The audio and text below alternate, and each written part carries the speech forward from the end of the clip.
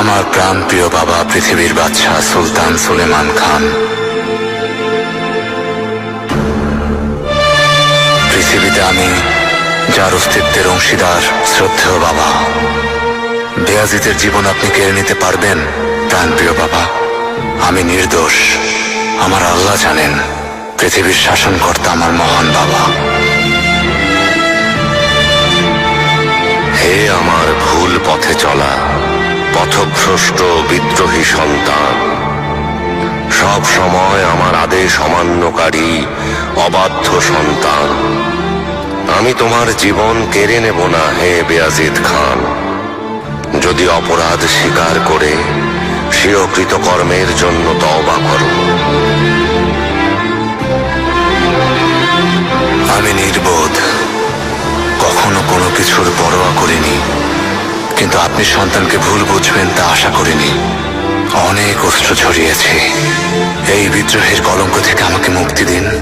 আমি নির্দোষ, আমার আল্লাহ জানেন। হে পৃথিবীর শাসনকর্তা মহান বাবা। যে নিজের ভুল বুঝতে পারে না তাকে নির্বোধই বলতে হয়।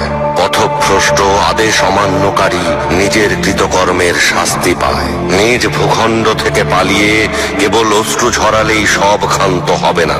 বলো না তুমি নির্দোষ, অন্তত একবার কৃতকর্মের জন্য তওবা করো। আমার মনের অবস্থা আপনাকে কিভাবে বোঝাবো আমার মহান বাদশাহ? নিজ ভূখণ্ড, নিজ পরিবার থেকে পালিয়ে আমি স্বেচ্ছায় ফেরারি হইনি। আমি কখনোই আপনার বিদ্রোহী সন্তান নই, সর্বদাই অনুগত ছিলাম।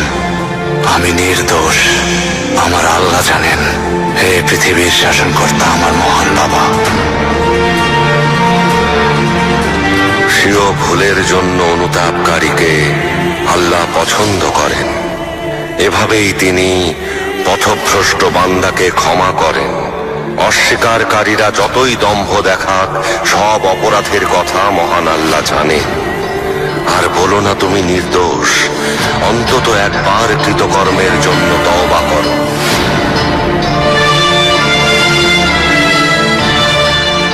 ধরে নিন আমাদের দুজনের হাতে রক্তে রঞ্জিত। ধরে নিন অনেক বড় ভুল করেছি, অনেক বড় অন্যায় করেছি। আমার সমস্ত ভুল আর অন্যায়ের জন্য ক্ষমা চাইছি। তবুও বলবো আমি নির্দোষ, আমার আল্লাহ জানেন। হে পৃথিবীর শাসনকর্তা আমার মহান বাবা।